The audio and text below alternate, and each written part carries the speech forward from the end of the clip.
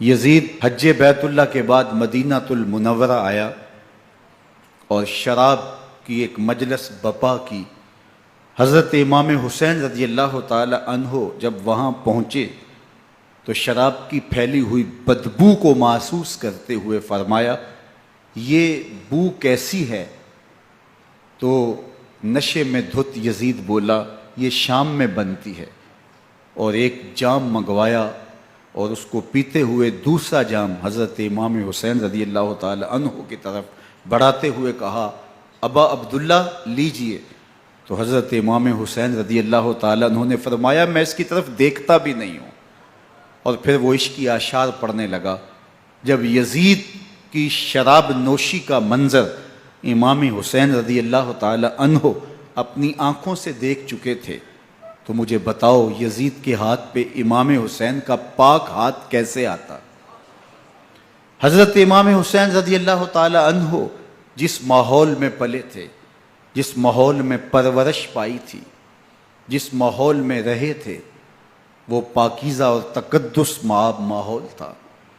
اور یزید کبھی اطراف دمشق میں، کبھی غوطہ میں، کبھی الخضرہ محل میں، اور کبھی کہاں اور کبھی کہاں داد عیش دیتا رہا اور لہو و لعب کے اندر مصروف رہا، اور اس کی زندگی ان چیزوں سے عبارت تھی۔ وہ محرمات کو حلال قرار دیتا، شراب نوشی اس کی ہڈیوں میں رچی ہوئی تھی، اور شریعت بیضہ کا مذاق اڑایا کرتا۔ اور حسین ابن علی رضی اللہ تعالی عنہ کی دوستیاں جن لوگوں سے تھی وہ عبداللہ ابن عباس تھے، عبداللہ ابن عمر تھے، حضرت عبد الرحمن بن ابو بکر رضی اللہ تعالی عنہ تھے۔ یزید تو جوا کھیلتا رہا، یزید تو قمار بازی کرتا رہا، یزید تو شراب نوشی کرتا رہا، اور حسین ابن علی مسجد نبوی کے ممبر میں حضور کے پہلوؤں میں بیٹھتے رہے۔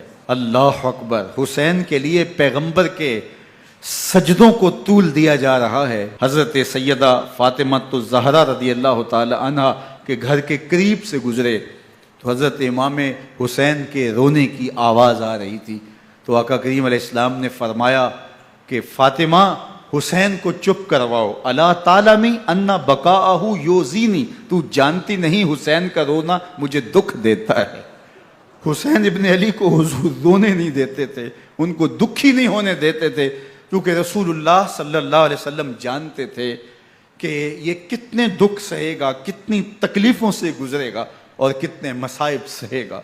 زمانے نے وہ گھڑیاں بھی دیکھیں کہ حضرت حذیفہ بن یمان رضی اللہ تعالی عنہ فرماتے ہیں کہ میں حضور کی خدمت میں نماز مغرب کی ادائیگی کے لیے حاضر ہوا، اور میں نے یہ اجازت خاص طور پہ اپنی ماں سے اس شرط پہ لی تھی کہ امی آپ مجھے اجازت دیں، میں حضور کی خدمت میں حاضر ہوتا ہوں، مغرب کی نماز بھی ادا کروں گا، اور پھر حضور سے عرض کروں گا حضور میرے لیے اور میری ماں کے لیے بخشش کی دعا کر دیجئے۔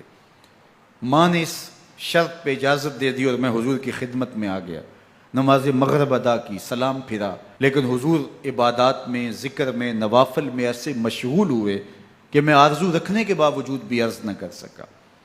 خیر، نماز عشاء کا وقت ہوا، اذان پکاری گئی، حضور مصلی پہ آئے، نماز پڑھی، سلام پھرا، اور حضور اٹھے اور کاشانہ اقدس کی طرف چل دیے۔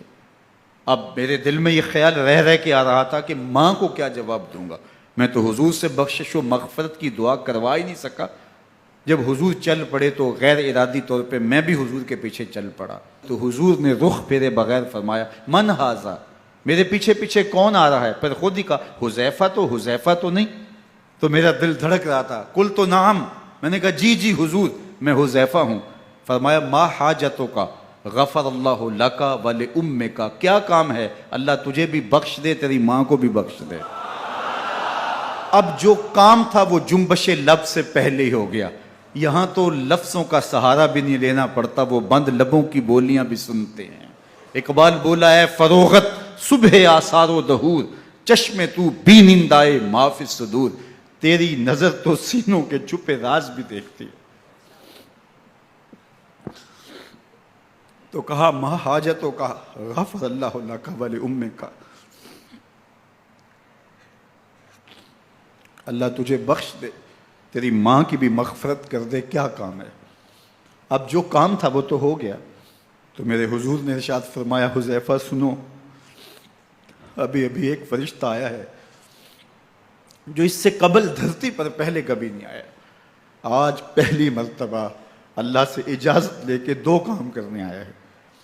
ایک تو مجھے سلام کرنے آیا ہے، اور دوسرا خوشخبری دینے آیا ہے کہ آپ کی بیٹی فاطمہ جنتی عورتوں کی سردار ہے، اور حسن اور حسین جنتی جوانوں کے سردار۔